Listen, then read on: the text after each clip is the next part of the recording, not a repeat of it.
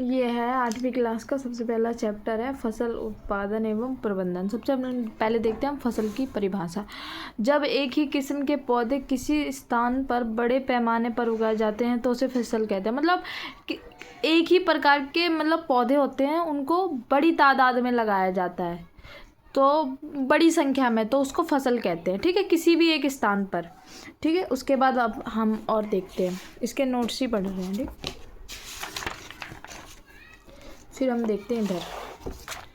ठीक है, इधर खरीफ फसल किसे कहते हैं? वह फसल जिनमें वर्षा ऋतु में बोया जाता है खरीफ फसल कहलाती है। भारत में वर्षा ऋतु सामान्यतः जून से सितंबर तक होती है। धान, मक्का, सोयाबीन, मूंगफली, कपास इत्यादि खरीफ फसलें। मतलब जो फसलें बरसात के मौसम में उगाई जाती हैं उन्हें ही खरीफ फसल कहता है। ठीक है, रबी फसल कौन सी होती हैं? जो शीत ऋतु में बोई जाती हैं। अक्टूबर से मार्च में उगाई जाने वाली फसलें रबी फसलें कहलाती हैं। गेहूँ, चना, मटर, सरसों, अलसी रबी तथा इसके अन्य उदाहरण हैं। ठीक है, रबी फसल को हम कैसे याद करेंगे? रबी माने क्या हुआ? रजाई। रजाई हम कब ओढ़ते हैं? सर्दियों के मौसम में। तो शीत ऋतु सर्दी का मौसम होता है। जब हमें पता चल गया कि रबी फसल रजाई में ओढ़ी जाती है तो इसको वर्षा में याद कर लेंगे। ठीक है, अब इधर देखते हैं। ये है कृषि की पद्धतियाँ। मतलब कृषि को तैयार करने के लिए क्या क्या सबसे पहले क्या क्या होना चाहिए? सबसे पहले होना है मिट्टी को तैयार करना, फिर बुआई करना, फिर खाद एवं उर्वरक देना, फिर सिंचाई करना, फिर खरपतवार से सुरक्षा, फिर कटाई, फिर भंडारण। ठीक है, ये हो गया। अब इधर देखते हैं, जुताई किसे कहते हैं?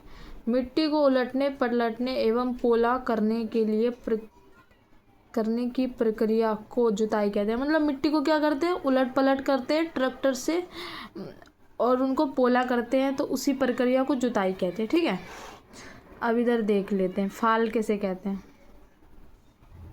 यह औजार लकड़ी का बना होता है जिसे बैलों की जोड़ी अथवा अन्य पशुओं, ऊंट और घोड़े की सहायता से खींचा जाता है। इसमें लोहे की मजबूत तिकोनी पत्ती होती है जिसे फाल कहते हैं।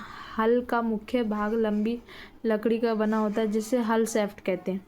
ये देखिए, ये दिख रहा है? ये देखिए, ये जो इधर है इसी को हल शाफ्ट कहते हैं। और फाल किसको कहते हैं? इधर देखिए,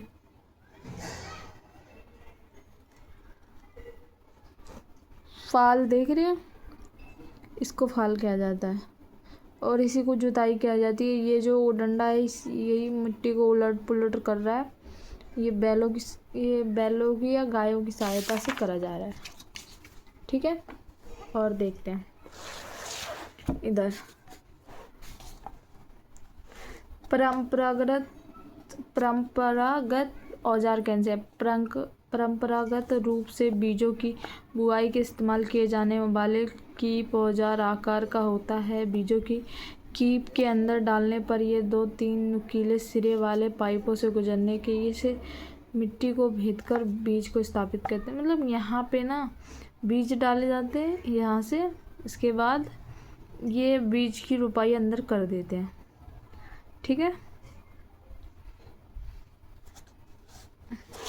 देखो अब ये उर्वरक और खाद की डेफिनेशन क्या है? वे पदार्थ जिन्हें मिट्टी में पोषक तत्व बनाए रखने के लिए मिलाया जाता है उन्हें खाद या उर्वरक कहते हैं। वे पदार्थ जो मिट्टी के पोषक तत्व को बनाए रखते हैं, ठीक है, और उसे मिट्टी में मिलाया जाता है उन्हें ही खाद और उर्वरक कहते हैं। ठीक है, अब इधर देख लेते हैं खाद के लाभ।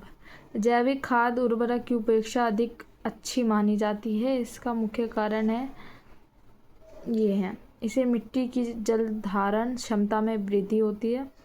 इससे मिट्टी की जल धारण मतलब जो जल को अवशोषित करने की जो क्षमता होती है उसमें वृद्धि होती है। इससे मिट्टी भुरभुरी एवं सरंध्र हो जाती है जिसके कारण गैस विनिमय सरलता से, मतलब मिट्टी ऐसी हो जाती है दरदरी थोड़ी थोड़ी और जल्दी आसानी से फोड़ा जाता है। इसमें मित्र जीवाणुओं की संख्या में वृद्धि हो जाती है। जो मित्र हमारे जीवाणु होते हैं उनकी संख्या में वृद्धि हो जाती है और इस जैविक खाद से मिट्टी का गठन सुधर जाता है। मतलब अगर खाद को हम डालेंगे तो हमारी उससे मिट्टी की गुणवत्ता भी अच्छी हो जाएगी। अब देखते हैं, निश्चित अंतराल में खेत पर जल देना सिंचाई कहलाता है। समझ में आया? एक निश्चित समय का अंतराल होता है, उस पर खेत में जल देना सिंचाई कहलाता है। ठीक है।